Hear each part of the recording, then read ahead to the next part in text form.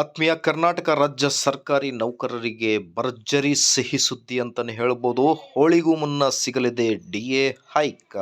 ಎಷ್ಟು ಪರ್ಸೆಂಟ್ ಏರಿಕೆ ಆಗಬಹುದು, ಯಾವಾಗಿಂದ ಪೂರ್ವಾನ್ವಯವಾಗುವಂತೆ ಜಾರಿಯಾಗುತ್ತೆ ಮತ್ತು ಆದೇಶ ಬರುವುದು ಯಾವಾಗ, ಇಲ್ಲಿದೆ ಒಂದು ಸಂಪೂರ್ಣ ಮಾಹಿತಿ. ವಿಡಿಯೋನ ಸ್ಟಾರ್ಟ್ ಮಾಡೋಣ. ಪ್ಲೀಸ್ ದಯವಿಟ್ಟು ವಿಡಿಯೋನ ಲೈಕ್ ಮಾಡಿ, ಅದರ ಜೊತೆಗೆ ನಮ್ಮ ಯೂಟ್ಯೂಬ್ ಚಾನಲನ್ನು ಕೂಡ ಸಬ್ಸ್ಕ್ರೈಬ್ ಮಾಡಿಕೊಳ್ಳಿ.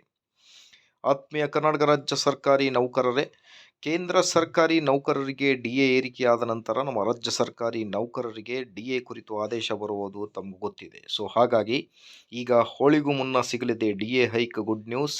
ಇಷ್ಟಾಗಲಿದೆ ಇವರ ಸ್ಯಾಲರಿ. ಮಾಹಿತಿ ಏನಿದೆ ಅಂತ ಡೀಟೇಲ್ ಆಗಿ ನೋಡ್ತಾ ಬರೋಣ. ಭಾರತದ ಕಾರ್ಮಿಕ ಮತ್ತು ಉದ್ಯೋಗ ಸಚಿವಾಲಯ 2025ರ ಇತ್ತೀಚಿನ AICPI ಸೂಚ್ಯಂಕವನ್ನು ಬಿಡುಗಡೆ ಮಾಡಿದೆ. ಇದು ಕೇಂದ್ರ ಸರ್ಕಾರಿ ನೌಕರರಿಗೆ ತುಟ್ಟಿ ಭತ್ಯೆ ಲೆಕ್ಕಾಚಾರ ಮಾಡಲು ಬಳಸುವ ಪ್ರಮುಖ ಮಾನದಂಡವಾಗಿದೆ. ಹೋಳಿ ಹಬ್ಬಕ್ಕೂ ಮುನ್ನ ಡಿ.ಎ ಹೈಕ್ ಘೋಷಣೆ. ಡಿಸೆಂಬರ್ 2025ರ AICPI ಅಂಕಿಅಂಶದ ಆಧಾರದ ಮೇಲೆ ಸರ್ಕಾರವು ತುಟ್ಟಿ ಭತ್ಯೆ ಮತ್ತು ತುಟ್ಟಿ ಪರಿಹಾರದಲ್ಲಿ 2% ಹೆಚ್ಚಳವನ್ನು ಘೋಷಿಸುವ ನಿರೀಕ್ಷೆ ಇದೆ. ಅಧಿಕಾರಿಗಳು ಸಾಮಾನ್ಯವಾಗಿ ಮಾರ್ಚ್ಗೆ ಮೊದಲು ಜನವರಿಯ ಡಿ.ಎ ಪರಿಷ್ಕರಣೆಯ ಘೋಷಿಸುತ್ತಾರೆ.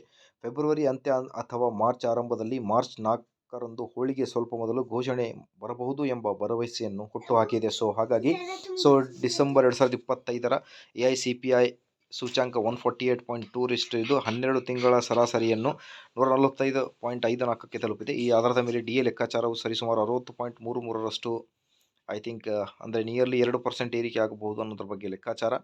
ಆದಷ್ಟು ಬೇಗ ರಾಜ್ಯ ಸರ್ಕಾರಿ ನೌಕರರು ಕೂಡ ಡಿ.ಎ ಏರಿಕೆ ಆಗಲಿ. ಮಾಹಿತಿ ಇಷ್ಟದಲ್ಲಿ ಲೈಕ್, ಶೇರ್ ಆ್ಯಂಡ್ ಸಬ್ಸ್ಕ್ರೈಬ್.